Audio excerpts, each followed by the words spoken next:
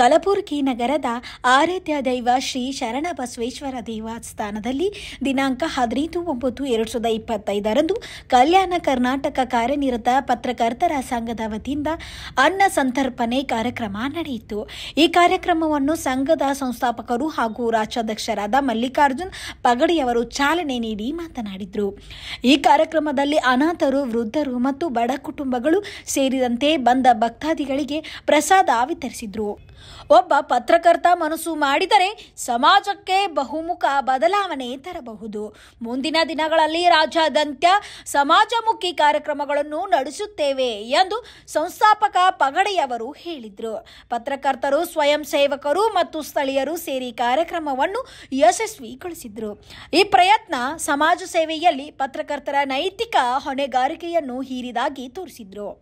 ಈ ಸಂದರ್ಭದಲ್ಲಿ ಸಂಘದ ಪದಾಧಿಕಾರಿಗಳಾದ ರಾಜಶೇಖರ್ ಮಾಥೋಳಿ, ರವಿ ಬಡಗೇರ್, ಶ್ರೀಶೈಲ್ ಪಗಡೆ, ಪವನ್ ಕುಲಕರ್ಣಿ, ಕರುಣಯ್ಯ ಸ್ವಾಮಿ, ಮಹಾಂತೇಶ ರೋಜಿ, ವಿನಾಯಕ್, ರಮೇಶ್ ಕುಡಹಳ್ಳಿ, ಮಾರುತಿ, ಪ್ರವೀಣ್, ವಿಠಲ್ ಪೂಜಾರಿ ಸೇರಿದಂತೆ ಹಲವಾರು ಪತ್ರಕರ್ತರು ಭಾಗಿಯಾಗಿದ್ದರು. ಎಲ್ರಿಗೂ ನಮಸ್ಕಾರ. ಇದೇ ದಿನಾಂಕ 29/8/2025 ರಾಜ್ಯದಲ್ಲಿ ಪತ್ರಕರ್ತರ ಅಭಿವೃದ್ಧಿಗಾಗಿ ಜೊತೆಗೆ ಸಾರ್ವಜನಿಕರ ಹಿತಾಸಕ್ತಿಯ ದೃಷ್ಟಿಯನ್ನ ಇಟ್ಟುಕೊಂಡು ಕಲ್ಯಾಣ ಕರ್ನಾಟಕ ಕಾರ್ಯನಿರತ ಪತ್ರಕರ್ತರ ಸಂಘವನ್ನ ಅಧಿಕೃತವಾಗಿ ನೋಂದಾಯಿಸಿರ್ತಕ್ಕಂಥದ್ದು ನಿಮ್ಮೆಲ್ಲರಿಗೂ ಗೊತ್ತಿರತಕ್ಕಂಥ ವಿಚಾರ. ಈ ಒಂದು ಸಂಘದ ಮೂಲ ಉದ್ದೇಶಗಳಲ್ಲಿ ಪ್ರಮುಖವಾಗಿ ಅಂತಂದ್ರೆ ಏನು ರಾಜ್ಯದಲ್ಲಿ ಸ್ವಾಭಿಮಾನದಿಂದ ಕರ್ತವ್ಯ ನಿಷ್ಠೆಯಿಂದ ಸೇವೆಯನ್ನ ಸಲ್ಲಿಸ್ತಿರ್ತಕ್ಕಂಥ ಪತ್ರಕರ್ತರಿದ್ದಾರೋ ಆ ಪತ್ರಕರ್ತರ ಅಭಿವೃದ್ಧಿಗಾಗಿ ಜೊತೆಗೆ ಸಾರ್ವಜನಿಕರ ಹಿತಾಸಕ್ತಿಗಾಗಿ ಈ ಒಂದು ಸಂಘವನ್ನ ತೆಗೆದಿರ್ತಕ್ಕಂಥದ್ದು. ಆ ಒಂದು ದೃಷ್ಟಿಕೋನವನ್ನು ಇಟ್ಕೊಂಡು ಇವತ್ತು ಕಲಬುರಗಿ ನಗರದ ಸಾರ್ವಜನಿಕರ ಆರಾಧ್ಯ ದೇವರಾಗಿರ್ತಕ್ಕಂಥ ಶರಣಬಸವೇಶ್ವರ ದೇವಸ್ಥಾನದಲ್ಲಿ ಅನ್ನ ಸಂತರ್ಪಣೆ ಮಾಡುವುದರ ಮೂಲಕ ಸಂಘಕ್ಕೆ ಅಧಿಕೃತವಾಗಿ ಚಾಲನೆಯನ್ನ ನೀಡ್ತಾ ಇದ್ದೇವೆ. ಹೀಗಾಗಿ ಮುಂದಿನ ದಿನಗಳಲ್ಲಿ ಕಲ್ಯಾಣ ಕರ್ನಾಟಕ ಕಾರ್ಯನಿರತ ಪತ್ರಕರ್ತರ ಸಂಘ ಯಾವ ರೀತಿ ಕೆಲಸ ಮಾಡಲಿದೆ ಅಂತಂದ್ರೆ ಕೇವಲ ಸುದ್ದಿ ಮಾಡೋದಕ್ಕೆ ಮಾತ್ರ ವರದಿಗಾರರು ಸೀಮಿತ ಆಗದೆ ಸಾರ್ವಜನಿಕರ ಅಭಿವೃದ್ಧಿಗಾಗಿ ಪತ್ರಕರ್ತರ ಸುರಕ್ಷತೆಗಾಗಿ ಈ ಒಂದು ಸಂಘ ಮುಂದಿನ ದಿನಗಳಲ್ಲಿ ಕೆಲಸ ಮಾಡುತ್ತೆ ಎನ್ನುವ ಭರವಸೆಯನ್ನ ನೀಡ್ತೇನೆ. ಯಾಕಂತ ಕೇಳಿದ್ರೆ ರಾಜ್ಯದಲ್ಲಿ ಈಗಾಗಲೇ 10ರಿಂದ 16,000 ಪತ್ರಕರ್ತರಿದ್ದಾರೆ, ವರದಿಗಾರರಿದ್ದಾರೆ. ಆದರೆ ಅವರಿಗೆ ಯಾವುದೇ ರೀತಿಯಾಗಿರ್ತಕ್ಕಂಥ ಸುರಕ್ಷತೆಗಳಿಲ್ಲ. ಸರ್ಕಾರದಿಂದ ಅವರಿಗೆ ವಿಮೆ ಕೂಡ ಮಾಡಿಲ್ಲ. ನಿರಂತರವಾಗಿ ಪತ್ರಕರ್ತರು ಕೂಡ ಹೋರಾಟ ಮಾಡಬೇಕಾಗಿರ್ತಕ್ಕಂಥ ಅನಿವಾರ್ಯತೆ ಇದೆ. ಯಾಕೆಂತ ಕೇಳಿದ್ರೆ ನಮ್ಮ ಸುತ್ತಮುತ್ತಲಿನ ಘಟನೆಗಳನ್ನ ಅಥವಾ ಆಗು ಹೋಗುಗಳನ್ನ ಅವರು ಕಷ್ಟಪಟ್ಟು ಯಾವುದೇ ಫಲಾಪೇಕ್ಷೆ ಇಲ್ಲದೆ ಸೇವೆಯನ್ನ ಸಲ್ಲಿಸ್ತಾರೆ. ಆದರೆ ಅವರಿಗೆ ಮೂಲಭೂತ ಸೌಕರ್ಯಗಳಿಲ್ಲ ಅಂತಂದ್ರೆ ತುಂಬಾ ಬೇಜಾರಿನ ಸಂಗತಿ ಅಂತ ಈ ಸಂದರ್ಭದಲ್ಲಿ ನಾನು ಹೇಳೋದಕ್ಕೆ ಇಷ್ಟಪಡ್ತೇನೆ. ಆದ್ರೆ ಮುಂದಿನ ದಿನಗಳಲ್ಲಿ ಹಾಗಾಗಬಾರದು. ರಾಜ್ಯದ ಯಾವುದೇ ಪತ್ರಕರ್ತರ ಸಂಘದಲ್ಲಿ ಇರತಕ್ಕಂತ ಏನು ಪತ್ರಕರ್ತರಿದ್ದಾರೋ, ವರದಿಗಾರರಿದ್ದಾರೋ ಅವರಿಗೆ ಒಂದು ವೇಳೆ ಅನ್ಯಾಯವಾದ್ರೆ, ಅವರಿಗೆ ಮೂಲಭೂತ ಸೌಕರ್ಯಗಳು ಸಿಗದೇ ಹೋಗಿರ್ತಕ್ಕಂಥ ಸಂದರ್ಭದಲ್ಲಿ ಕಲ್ಯಾಣ ಕರ್ನಾಟಕ ಕಾರ್ಯನಿರತ ಪತ್ರಕರ್ತರ ಸಂಘ ಮೊದಲನೇದಾಗಿ ಮುಂದೆ ಬಂದು ಅವರ ಪರವಾಗಿ ಹೋರಾಟವನ್ನ ಮಾಡ್ತೇವೆ. ಇನ್ನು ಸಾರ್ವಜನಿಕರ ಅಭಿವೃದ್ಧಿ ಕೂಡ ಯಾವ ರೀತಿ ಮಾಡಬಹುದು ಅನ್ನುವ ಯೋಜನೆಗಳನ್ನು ಕೂಡ ನಾವು ಮುಂದಿನ ದಿನಗಳಲ್ಲಿ ಇಟ್ಕೊಂಡಿರ್ತಕ್ಕಂಥದ್ದು. ಈಗಾಗಲೇ ಪತ್ರಕರ್ತರ ಅಭಿವೃದ್ಧಿಗಾಗಿ ನಮ್ಮ ಕಲ್ಯಾಣ ಕರ್ನಾಟಕ ಕಾರ್ಯನಿರತ ಪತ್ರಕರ್ತರ ಸಂಘದ ವತಿಯಿಂದ 10 ಲಕ್ಷ ರೂಪಾಯಿಯ ವಿಮೆಯನ್ನ ಇಟ್ಟಿದ್ದೀವಿ. ಯಾಕೆ ಅಂತಂದ್ರೆ ಮೊದಲನೇದಾಗಿ ಎಲ್ಲಾದ್ರೂ ಸುದ್ದಿ ಮಾಡೋಕೆ ಹೋಗಿರ್ತಕ್ಕಂಥ ಸಂದರ್ಭದಲ್ಲಿ ಆಕ್ಸಿಡೆಂಟ್ ಆಯ್ತು, ಅಪಘಾತಗಳಾಯ್ತು, ಸಮಸ್ಯೆಗಳಾಯ್ತು ಅಂತಂದಾಗ ಅವ್ರಿಗೆ ಏನಾಗುತ್ತೆ ಅಂತಂದ್ರೆ ದುಡ್ಡಿರಲ್ಲ. ಅಂತವರಿಗೆ 10 ಲಕ್ಷ ರೂಪಾಯಿ ವಿಮೆಯನ್ನ ನಾವು ಕೊಡ್ತಾ ಇದ್ದೀವಿ. ಅಂತ ಪತ್ರಕರ್ತರಿಗೆ ನೀವು ಸ್ವಾಭಿಮಾನದಿಂದ ಸೇವೆಯನ್ನ ಸಲ್ಲಿಸಬಹುದು ಮುಂದಿನ ದಿನಗಳಲ್ಲಿ ಅಂತ ನಾನು ಹೇಳ್ತೇನೆ. ಇನ್ನು ಸ್ವಾಭಿಮಾನ ಮತ್ತು ನಿಷ್ಠೆಯಿಂದ ಸೇವೆ ಸಲ್ಲಿಸ್ತಿರ್ತಕ್ಕಂಥ ಪತ್ರಕರ್ತರಿಗಾಗಿ ಹೊಸ ಬಿಸಿನೆಸ್ ಐಡಿಯಾಗಳನ್ನು ಕೂಡ ನಾವು ತಂದಿದ್ದೀವಿ. ಈಗಾಗಲೇ ನಾವು ಪ್ಯೂರ್ ಹಾರ್ಟ್ ಆರ್ಗ್ಯಾನಿಕ್ ಎನ್ನುವ ಒಂದು ಕಂಪನಿ ತೆಗೆದಿದ್ದೇವೆ. ಆ ಕಂಪನಿಯ ಅಡಿಯಲ್ಲಿ ನಮ್ಮ ಸಂಘದ ಸದಸ್ಯರಾಗಿರ್ತಕ್ಕಂಥ ಪತ್ರಕರ್ತರಿಗೆ ಏನ್ ಮಾಡ್ತೀವಪ್ಪ ಅಂತ ಕೇಳಿದ್ರೆ ಫ್ರೀ ಆಫ್ ಡಿಸ್ಟ್ರಿಬ್ಯೂಟರ್ಶಿಪ್ ಅನ್ನು ಕೂಡ ಕೊಡ್ತಾ ಇದ್ದೀವಿ.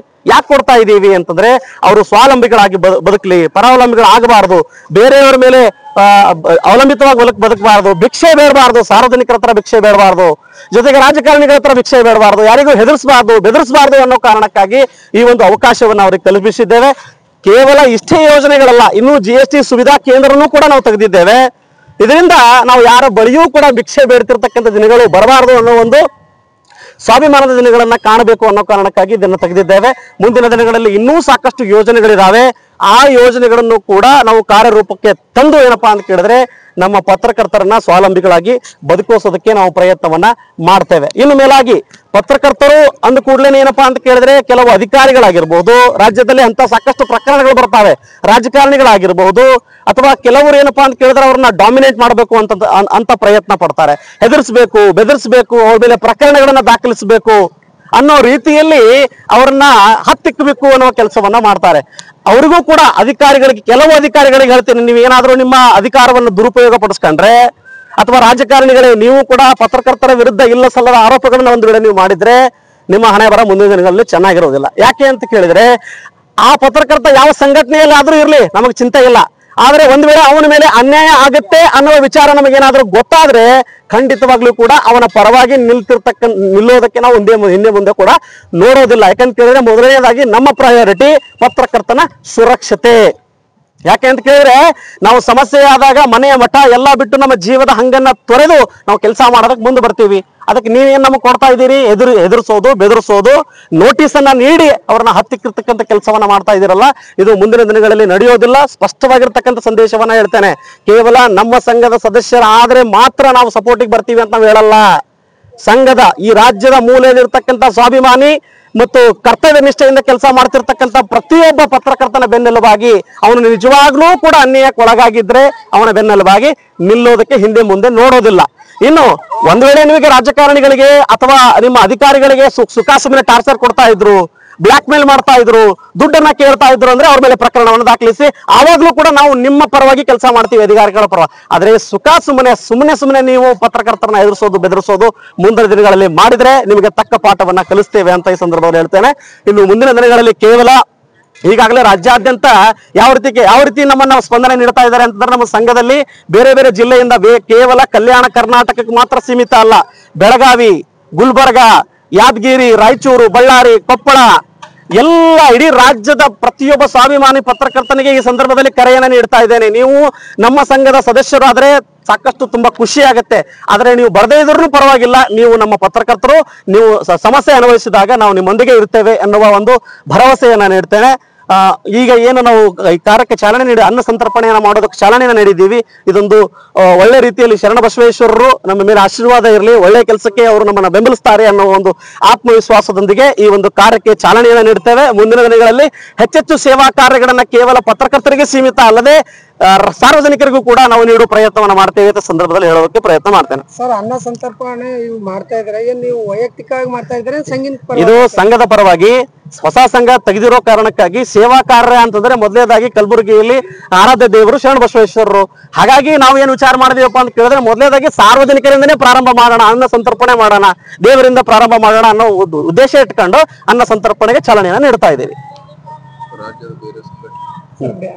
ರಾಜ್ಯದ ಇದು ಈಗೇನು ಸಂಘಟನೆ ಗುಲ್ಬರ್ಗದ ಅಷ್ಟೇ ಸೀಮಿತನ ಏನು ರಾಜ್ಯದ? ಇಲ್ಲ ಸರ್, ರಾಜ್ಯದಲ್ಲಿ ಹೇಳಿದ್ನಲ್ಲ ನಿಮಗೆ, ರಾಜ್ಯದಲ್ಲಿ ಯಾವುದೇ ಸಂಘಟನೆಯಲ್ಲಿರ್ಲಿ ನಮ್ಗೆ ಏನು ಸಮಸ್ಯೆ ಇಲ್ಲ, ಅವ್ರೆಲ್ಲಾದ್ರೂ ಕೆಲಸ ಮಾಡ್ಕೊಂಡಿರ್ಲಿ ಅಷ್ಟೇ. ಕರ್ತವ್ಯ ನಿಷ್ಠೆ, ಸಾರ್ವಜನಿಕರಿಗೆ ತೊಂದರೆ ಕೊಡದೆ, ಅಧಿಕಾರಿಗಳಿಗೆ ತೊಂದರೆ ಕೊಡದೆ, ಬ್ಲಾಕ್ ಮೇಲ್ ಮಾಡದೆ ಕೆಲಸ ಮಾಡ್ತಿರ್ತಕ್ಕಂಥ ಪ್ರತಿಯೊಬ್ಬ ಪತ್ರಕರ್ತರು ಕೂಡ ನಮ್ಮವರವರು.